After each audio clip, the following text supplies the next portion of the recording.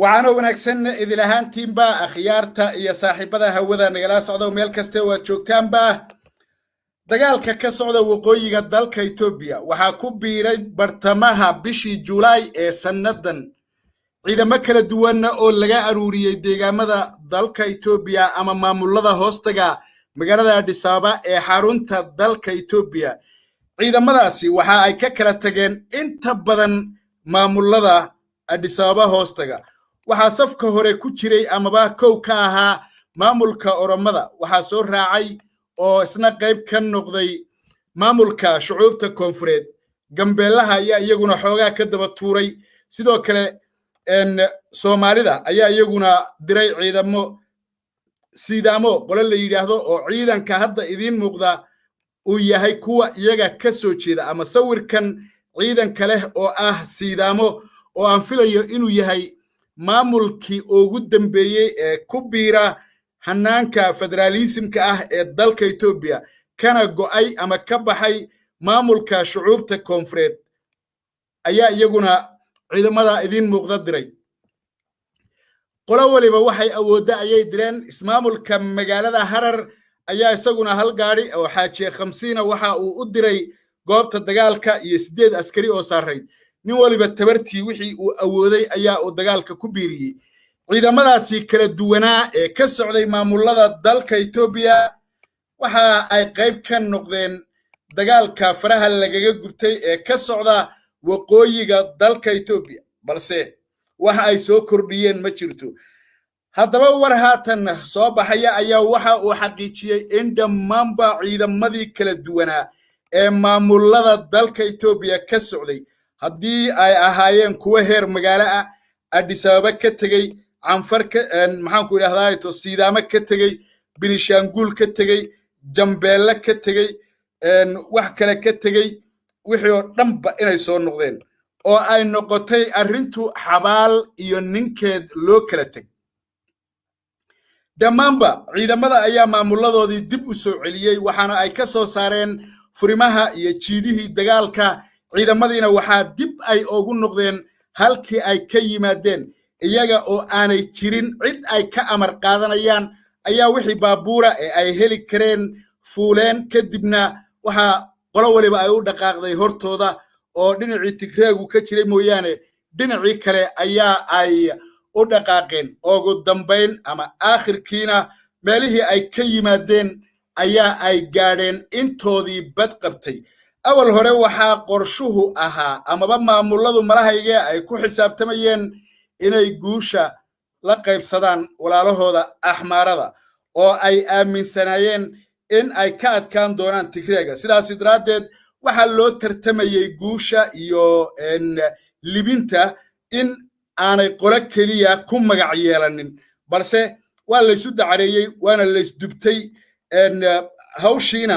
dhinacii la filayay mooyaane dhinac kale noqotay aakhirkiina kabtay maaragtay ama fagaarta qolo waliba kuwa Soomaalida safka hore Oromada ugu horeysay horta wax soo carara oo iyagu lafahooda la soo baxsaday oo dhinaca anfarta ka galay kuwa Soomaalida ku xigay wixii kalena markay maqleen Oromana waa tageen Oromada inkastoo qaar ka joogay dhinaca anfarta Soomaalidiina waa baxsatay la maqlay ayagiina fagaartay soo gadiyeen haddaba arintani ayaa waxay noqotay arin aad iyo aad walaac iyo walbahaar hor leh u abuurta waxaana guud ahaanba haatan ay arintu u muuqataa in Amxaaro iyo Anfar iyo Tigray iyo militariga Ethiopia loo kala tagay kuwan ama ciidankan muuqdaahay waa ciidanka hore u sheegayba lagu magacaabo Ciidamada sidoo kale kuwanina waa Oromadii oo iyaguna waa ciidamadii meesha loo diray oo markii la dirayay la habeynayay si fiican u gaardiyay oo calankoodiina wata isla Oromaduna mar kale waxaan filayaa kuwana inay iyaga yihiin waxay dooniba ha noqoto ciidamadii kala duwanaa ee dalka Ethiopia nin bas raacay mid baabuur raacay mid kaligii cararay mid lugeeyay nin waliba meeshuu cuskan karay ayuu cuskaday waxaana loo kala baxay Amxaaro Anfar iyo Tigray iyo militarigii dawladda federaalka ah dalka Ethopia wixii ilaahay kala siiyo ayay leeyihiin haddaba arrintani waxa ay walaac ku abuurtay amaba qayladaan ka muujiyay activistayaasha qowmiyadda Amxaarada kuwaasi oo durba iyagu ku doodaya inaanay suuragal ahayn in looga baxsado dagaalka canfar iyo Amxaaro ee ay tahay in dhammaan qowmiyadaha Ethopia ay meesha tagaan laakiin waxaad moodaa inaysan fahansanaynba ciidanka militariga Ethopia ma Amxaaray u yaqaanaan mise canfar bay u yaqaanaan Ethopia maxay u yaqaanaan wixiiba waxay ka dhigeen waxay iyagu leeyihiin waa in dagaalka nalala soo galo ayay taagan yihiin mid ka mid ah kuwa baraha bulshada wax ku qora oo wata magacan inkaaran ayaa qoraalkan uu soo qoray waxa uu kaga hadlayaa ciidamadaasi ka baxay dagaalka waxaana qormadu ay u dhigan tahay oo lagu yiri sida lagu baahiyay bogga ama shabakada wararka ee Voice TV waxa la yiraahdaa ninkan Mukhtarovich Osmanov qoraal bartiisa uu soo dhigay ayaa waxa uu u dhignaa baa la yiri sidan waa in la isweydiiyaa sababta laba deegaan oo kaliya tunka loogu saaray dagaalka halka deegaamadii kale ay ka gaabsadeen haddii hal dal oo hal dastuur lagu hogaamiyo aan nahay waa inaan ciidamada canfarta iyo Amxaarada taageernaa oo aan la dhimannaa oo lala dhintaa oo Ethiopia ay isku meel ku dhimato ma aha in laba qowmiyadood oo kaliya lagu dhowro cadawga horta ninkan Osmanov waxa ka maqan militariga Ethopia inuu yahay military Ethopia oo dhan ama qowmiyadaha Ethopia qolo waliba intay doonayaan ku lahaatee wax uun ay ku leedahay qolo 3 iyo 4 kule sida Soomaalida qolo 5 iyo 6 kule qolo wax badan kule qolo sida Amxaarada kala badh leh qolo sida Oromada u badan qolo waliba wax uun bay ku leedahay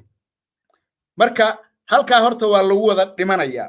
oo nin waliba maxaan ku yiraahdaa ito waxa ka jooga ayaa maaragtay ito ay tahay inay halka aadaan waa mid labaade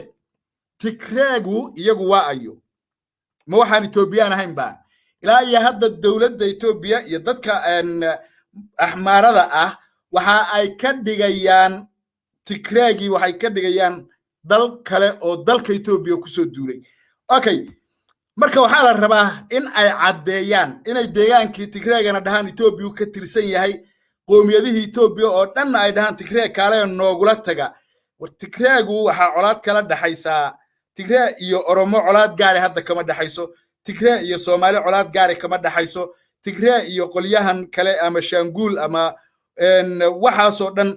colaad gaari kala dhaxayso waxa colaadu ay ka dhaxayso waa qolyaha dariska ee iyagu biyaha hoostooda iska haraatiyay markii horena ku duulay gaar ahaan Amxaaro marka adigu ka shalay ku duushay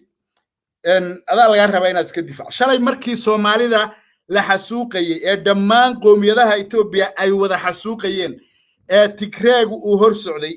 ee waliba qayb ka mid ah Soomaalida ku dhaqan deegaanka Soomaalida si gaar ah loo bartilmaameedsaday ma aanay jirin wax qayladana oo ay Ethiopia u dirsadeen warkaalaya Ethiopia naga difaaca Tigreeg ma ay salahayn wixii xabadooda Kaarabiinku ay u goyso bay ku harjadahayeen marka waxa fiican qolaba maalin baa la saaran yahay ee maanta qolada la saaran yahay inay adkaysato shalay Tigreeg markii lagu wada duulay ee macaabalayo dhan loo ka haystay iyaguna buurahay fuuleen oo kaale noo soo hiiliya cid mayna dhihin maxay tahay dhibka gaarka ah iyo noo soo hiiliyadan Amxaaro ay ka dhamaan laada Amxaaradu wax kala ka dhaadhacsan baan isleeyahay marka waxaan leeyahay idinka iyo Tigreeg wixii ilaahay idin kala siiyo ayaad kala helaysaan militariga Ethiopia idin difaacaya haddana waxaad u dhahdaan kuwii kale noo soo hiiliya waa wax kala weeyaan Tigreegu waxay ahaayeen Ethiopian Soomaalida waxaad ku sheegtaan Ethiopian waa la isugu tagay labadaba Soomaalidana Ethiopia oo dhan baa isugu tagtay oo 27 sano ama 24 sano la qaraacayay Tigreegana 8 bilood baa la qaraacayay oo Ethiopia oo dhan isugu tagtay maanta Tigreeg kaliya idin saaran ee ayar xamila oo wax iska dhacsha dhinaca kale waxaan jeclaan lahaa madaxda deegaanka Soomaalida iyo shacabka deegaanka Soomaalidu dhawaan waxaan halkan ka baahinay amaba aan sheegnay baaq ay soo dirsadeen Amxaaradu oo ay madaxweynaha deegaanka kaga dalbanayaan hub saanad ciidan iyo wax allaale iyo wuxuu awoodo in uu u soo diro waan ka digaynaa in ciidamada deegaanka Soomaalida mar kale loo dhigo dagaalkaas in ciidamada deegaanka Soomaalida mar kale loo qaado dagaalkaas waan ka digaynaa waxaan leenahay Ethopia anaga waxba nagama gelin shuqul iyo shaqo kuma lihin ninkii isagu iska dhisaya lafihiisa isaga dhiso ee lafa dad kale yuuna isaga dhisin ciidanka gaarka ah ee deegaanka Soomaalida waxaan leenahay nin walba xoog cidina kuguma haysato wax konton baad ku shaqaysaa dollar waxaan u malayn inaysan ka badnayn marka kontonkaas naftaada ha ku halaagin aakhiradaada ha ku waayin adduunkaaga ha ku waayin haddaad curyaantana reerkiinaad ka curyaantay haddaad dhimatana reerkiinaad ka dhimatay Ethiopiana kamaadan dhimanin Amxaarana kamaadan dhimanin deegaanka Soomaalidana kamaadan dhimanin marka lafahaaga ilaasho Mustafana kamaadan dhimanin maxaan ku idhaahdaayo maxamed tuurna kamaadan dhimanin ninkii dhintay meesha aado waad soo dhimanaysaa adun baana iska dhimanayo reerkiinaad ka dhimanaysaa iyo caruurtaada haddaad caruur dhashay marka waxaan leenahay deegaanka Soomaalida madaxda oo ugu sareeyo madaxweyne Mustafa fadlan ka digtoonaada arrintaas yaan maaragtay marnaba lagu degdegin ayaan leenahay ninkii lagu soo duulay cidda ku soo duushay iska dhacsho Ethopia oo dhan baa la diriraysa TPLF wax maamulada hadii la yiraahdana maamulada qolo walba ciidanka militariga bay wax ku leedahay tii 10 kule iyo tii 70 kuleba iyada u taala marka qolo waliba waxaadii halkaas ay ugu jira halkaas laga wada dagaalamaya laakiin ciidamada beeleedyada waa ciidamada beeleed way anfarta waxeeda iyada leh oromadu waxeeda waa beel ahaan bay u leedahay Amxaara waxeeda beel ahaan bay u leedahay Soomaalidu beel ahaan bay u leedahay Binishanguulku beel ahaan bay u leeyihiin mid ciidan walba beeshiisa la joogo muhiimadu waa intaasan jeclahay inaan ku soo afjara akhyaarta iyo saaxiibada hawada nagala socdo warbixintani kooban ee ku saabsan ciidamadii maamulada kala duwan ee hoostaga maamulka magaalada Addis Ababa ee loo dhigay ama ka qayb qaadanayay dagaalka kooxda TPLF ka dhanka ah ayaa lagu soo warramayaa lana xaqiijiyay qolo waliba siday ku baxsatay iyo siday ku tagtayba in ay deegaankeedii dib ugu laabatay kana baxday guud ahaanba dagaalkiina waxa uu noqday xabaal iyo ninkeed loo kala tag oo Amxaaro Tigray Anfar iyo Tigray ayaa ishurran wax alle kala siiyaba tan iyo sarag maqal dambe waa galad xasan oo idin leh fi amaani